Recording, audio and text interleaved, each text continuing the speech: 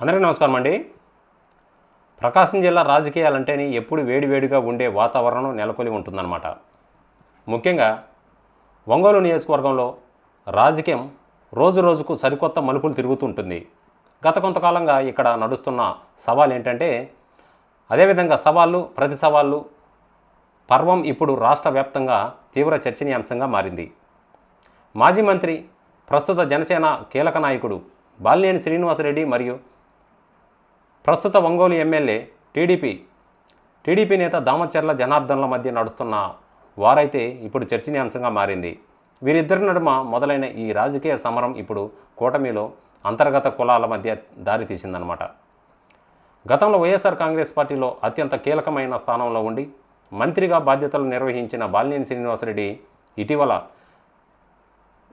ఇటీవల కొన్ని పరిణామాల నేపథ్యంలో జనసేన తీర్థం పుచ్చుకున్నారు. మరోవైపు 2014లో తొలిసారి ఎమ్మెల్యేగా గెలిచి అదేవిధంగా 2019లో ఓటమి చవిచూసిన బాలినేని శ్రీనివాసరెడ్డి తిరిగి 2024 ఎన్నికల్లో వైఎస్ఆర్ కాంగ్రెస్ పార్టీపై ఘన విజయం సాధించిన దామచర్ల జనార్దన్ ఒంగోలులో బలమైన టీడీపీ నేతగా కొనసాగుతున్నారు. అయితే ఈ ఇద్దరి మధ్య ఇటీవల చెలరేగిన విభేదాలు కాస్త వ్యక్తిగత సవాలుగా మారాయన్నమాట. బాలినేని నేరుగా దామచర్లను లక్ష్యంగా చేసుకొని విమర్శలు గుప్పించడం, దానికి జనార్దన్ అంతే వేగంగా కౌంటర్లు ఇవ్వడంతో వాతావరణం ఒక్కసారిగా వేడెక్కింది. దీనికి కొనసాగింపుగా బాలినేని విసిరిన సవాలు మరింత తీవ్రమైంది. నువ్వు నీ పార్టీకి, నేను నా పార్టీకి రాజీనామా చేసి స్వతంత్ర అభ్యర్థులుగా పోటీ చేద్దాం. ఒంగోలు ప్రజల్లో ఎవరి బలం ఎంత ఉందో, ఎవరికి ఎన్ని ఓట్లు వస్తాయో తెలుసుకుందామని బాలినేని శ్రీనివాసరెడ్డి బహిరంగంగా సవాల్ విసిరారన్నమాట. ఈ పరిస్థితి తీవ్ర రూపం దాల్చడంతో వెంటనే రంగంలోకి దిగిన కూటమి పెద్దలు మరియు అధిష్టానాలు ఇరు నేతలను హెచ్చరించడం జరిగింది.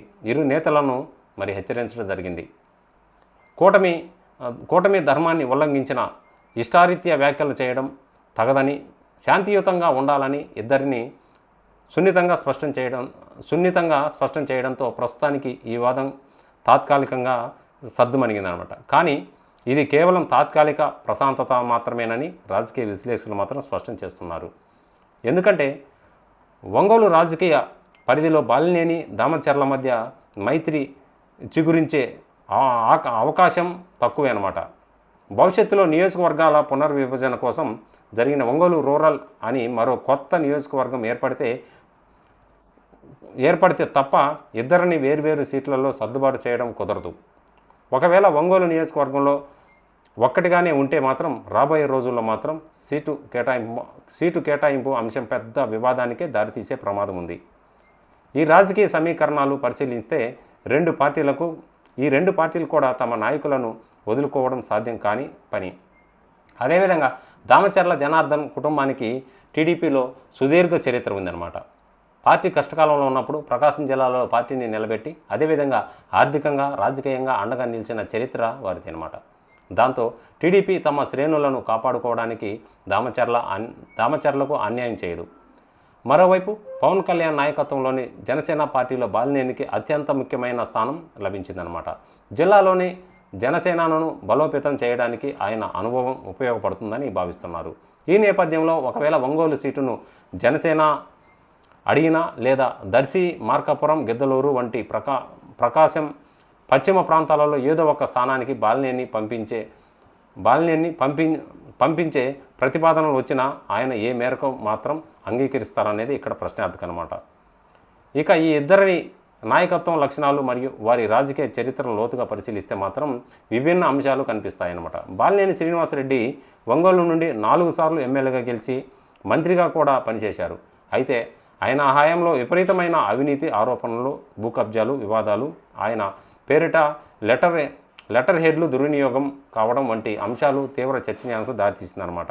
అదేవిధంగా మరోవైపు దామచర్ల జనార్దన్ విషయానికి వస్తే మాత్రం తన మొదటి విడత పదవీ కాలంలోనే అవినీతికి దూరంగా ఉంటూ అభివృద్ధి పనులపైనే దృష్టి సాధించారనే పేరుందనమాట. అయినప్పటికీ రాజకీయ పరిస్థితులకు అనుగుణంగానే ప్రస్తుతం ఆయనపై కూడా కొన్ని అవినీతి ఆరోపణలు వస్తున్న మాట వాస్తవమే.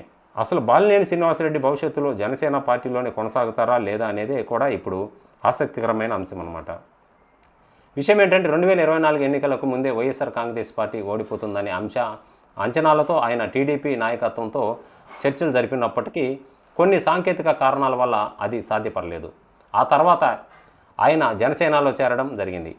పవన్ కళ్యాణ్ పక్కన ఒక సీనియర్ రెడ్డి సామాజిక వర్గ నాయకుడు ఉండటం జనసేనకు రాష్ట్ర స్థాయిలో లభించినప్పటికీ లోకల్ ఒంగోలు రాజకీయాల్లో మాత్రం ఆయన ఇమేజ్ పార్టీకి ఎంతవరకు తోడ్పడుతుందనేదే చూడాలి. వైఎస్ జగన్మోహన్ రెడ్డికి అత్యంత సన్నిహితుడు మరియు బంధువైన బాలినేని రాబోయే రోజుల్లో ఒంగోలులో తన రాజకీయ ఉనికినికి లేదా తన కుమారుడి భవిష్యత్తు రాజకీయ మార్గానికి జనసేనలో సరైన